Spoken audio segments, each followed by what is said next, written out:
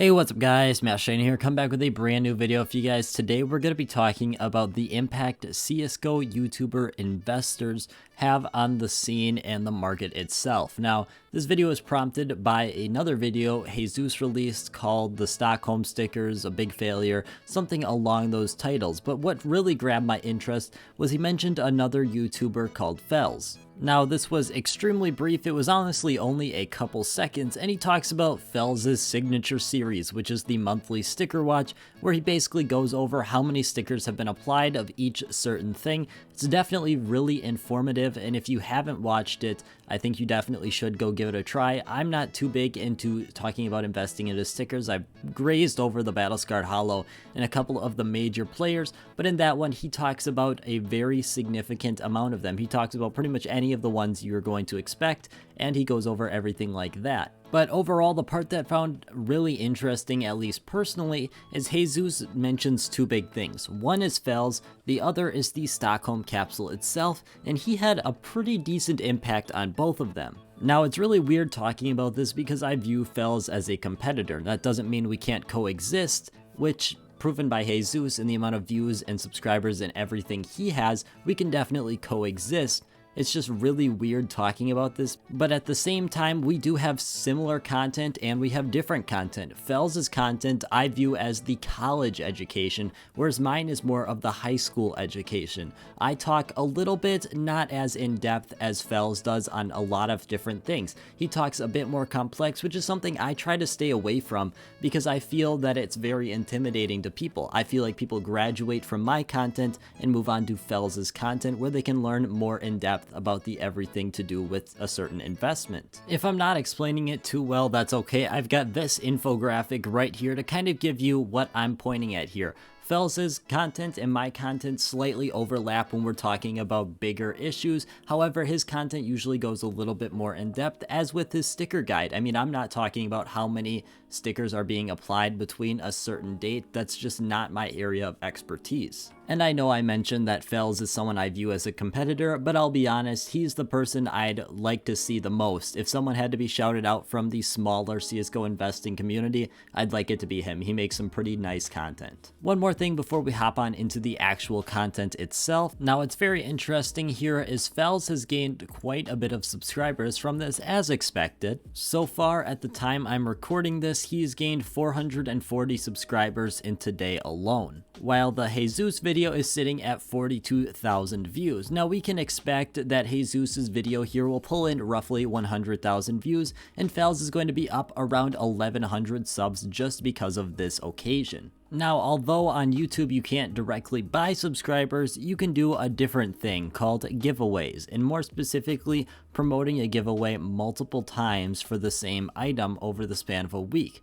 Now, this guy right here likes to do that quite a bit, and we can see that on his most recent giveaway for about a $23 item, he gained about 250-ish subscribers, give or take quite a bit since it is quite a big range there. I just find this very interesting because Fells just basically got a free $120 that he could use for giveaways, but he's actually doing it in a pretty practical way to grow. Now, this is the Stockholm Contenders Capsule, and you'll notice there's a pretty big spike there as we get towards that right side, and that's from everyone's favorite YouTuber, Jesus. Now, honestly, I'm going to get this out of the way. I don't really care what Jesus does. I don't think he has any ill intent. It's a Stockholm Capsule. I mean, we've been talking about this for a long time. I don't think anyone really has the power to manipulate it to an extreme degree here because so many people are invested into it.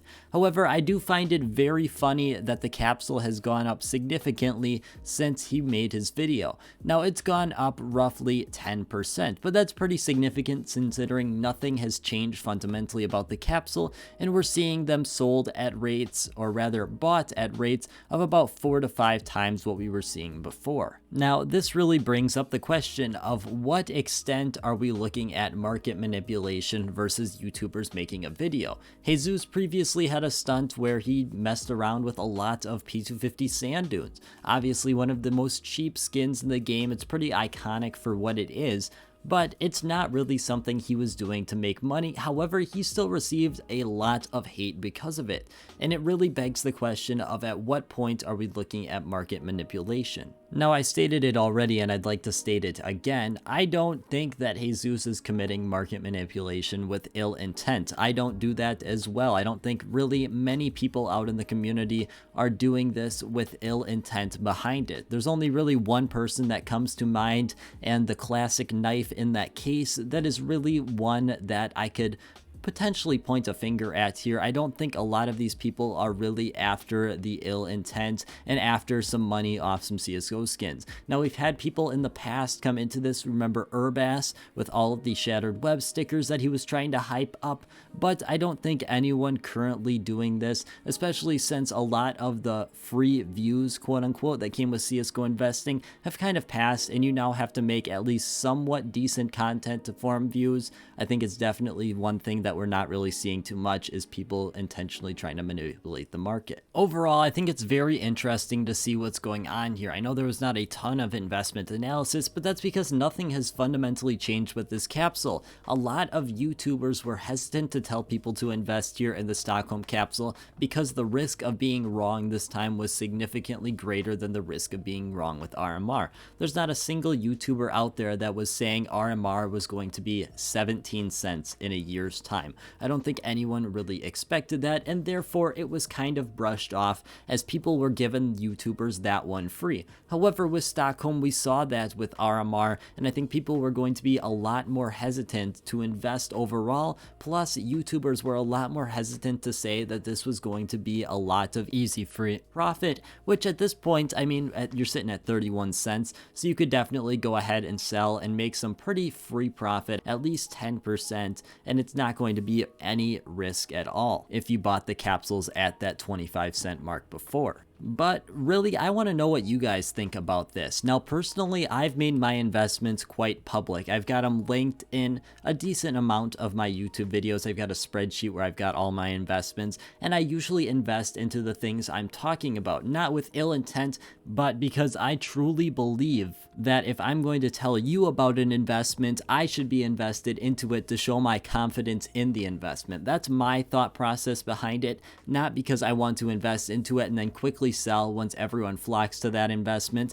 But overall, I really want to know what you guys think about this. I find it a very intriguing topic because there's so many different ways you can take it. Are you going to talk about the 13 YouTube videos made in 9 days? Is that potentially market manipulation? What is that exactly? Because honestly, that's way too much content in my eyes to be 100% sincere in everything you're talking about. And do you really have the time to research 13 different things in the span of 9 days? But as always, guys, I want to thank you guys so much for watching, and I hope you have a great rest of your day.